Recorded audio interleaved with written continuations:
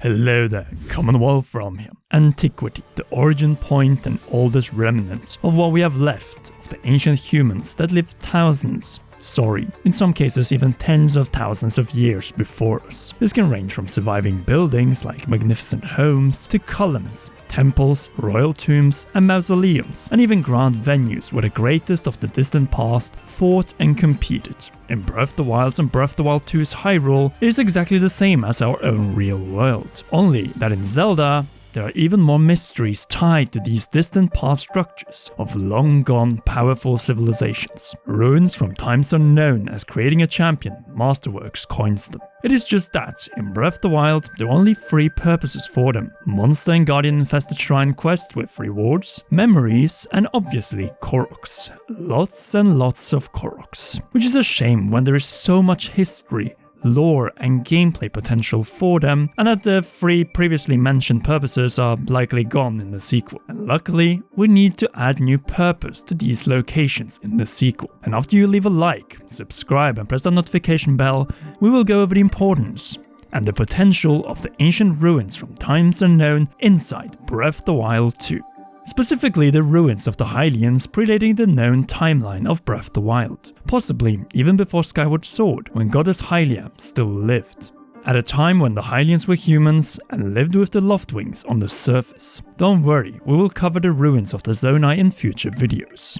Which brings us over to the most identifiable feature of the Hylian ruins, which tied them to the first humans of The Legend of Zelda. The ornamentation/carvings of Loftwings in a number of the surviving structures, and this particular pattern found both in Skyward Sword's ancient ruins and Breath of the Wild's ancient non-Sheikah ruins. Nintendo Black Crisis, who we recently collabed with, made an excellent comparison between these patterns are nearly identical, and it is clear that their presence in Breath of the Wild and its sequel is intentional. Why? As they in a way tie The Legend of Zelda back from its current latest point in the timeline to the origin and the first humans that lived on the surface before the first invasion from the fissure. Not only that, we can clearly see that these divine ancient ruins and structures found both in Skyward Sword and Breath of the Wild with its sequel have a clear real-life inspiration. Our own ancient Mediterranean world of Hellenism and Roman dominance around 3000 to 2000 years ago. The emphasis on stone and marble columns and elaborate works of architecture is very deliberate, as this grants a familiarity that can actually be divided up quite easily.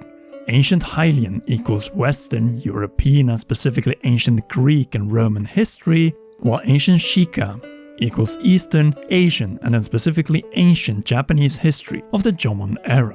But how does this impact Breath of the Wild 2?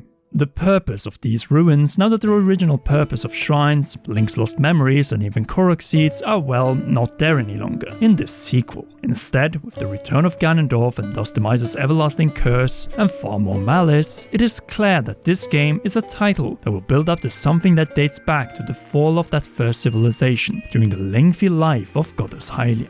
Perhaps much of Breath of the Wild 2 might be a search for answers, but not of the events 100 years and even 10,000 years ago, but back to the time of Goddess Hylia before she gave up her immortality and started the mortal bloodline of Zeldas.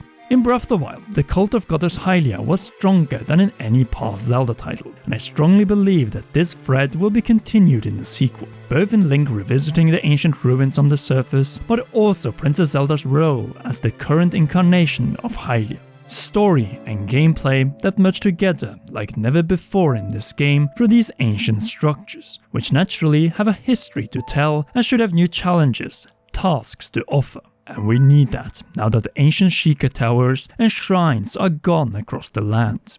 So for the rest of this video, let's go over the individual locations scattered across Hyrule, beginning with the biggest of these and fittingly named the Forgotten Temple.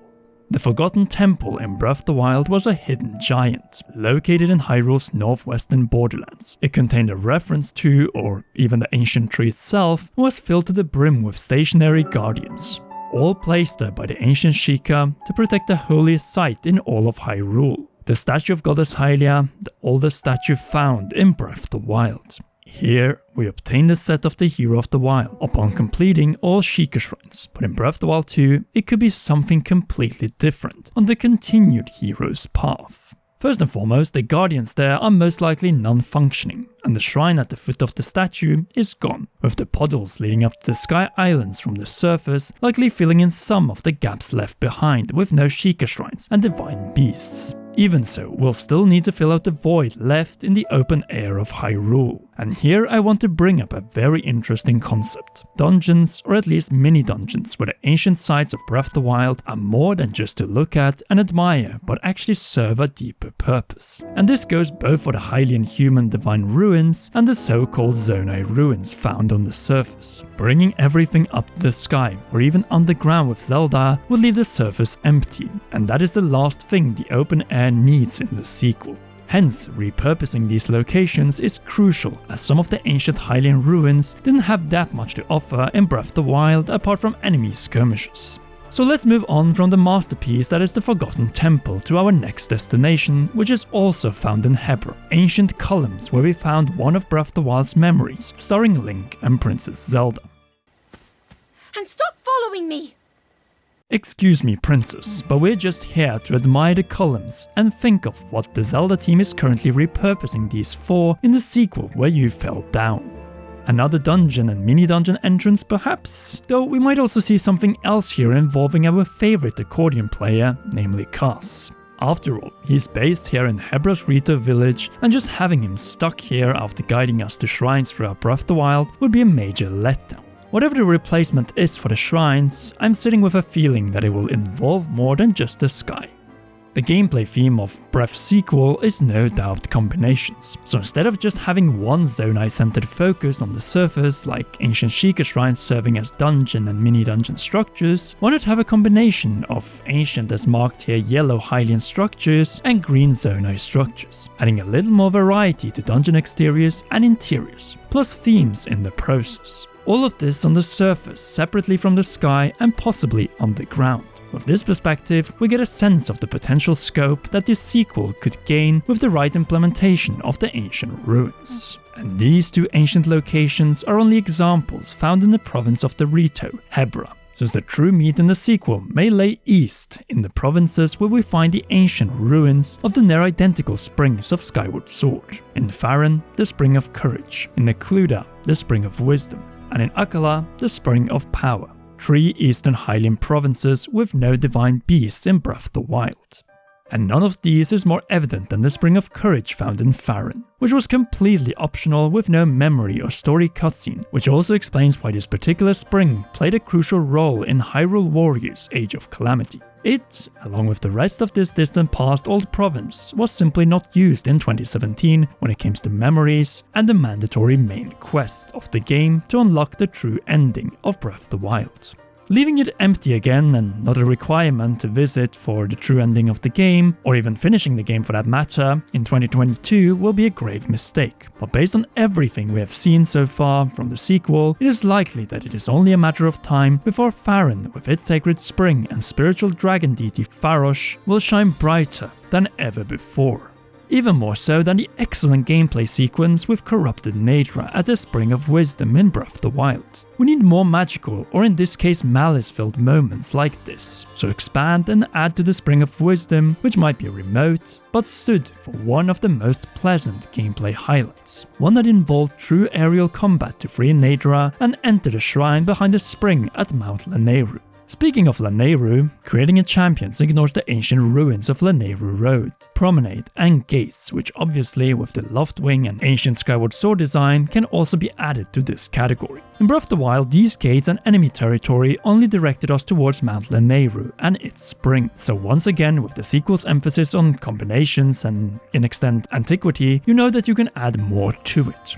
In this case, one place that definitely will need to be reinvented is the Spring of Power in Akkala, a location that could be hard to reach if you enter it traditionally due to the Guardians, but its similarity to the spring in Skyward Sword was absolutely striking. The memory found here was very important to understand Zelda's struggle after opening up to Link, and once again, just like with the Spring of Wisdom, we need value to one of the most remote but also rewarding locations. Obviously, beyond the 3 sacred springs, there are other ancient Hylian human ruins like these, but they are all located close to the locations we have already explored, and that includes one location that, creating a champion Masterworks also included, namely Torrin Wetland, located between and below Tarrey Town and Akala Citadel. And this location was likely not coincidental, as right here we have 3 time periods right next to each other. The present with the newly constructed Tarrey Town, the events that led to the tragedy 100 years ago at the ruins of Akala Citadel, and antiquity with the Torrin Wetland ancient ruins, a massive territory and urban settlement that, much like the ancient columns, once was a major center of Hylian/human activity.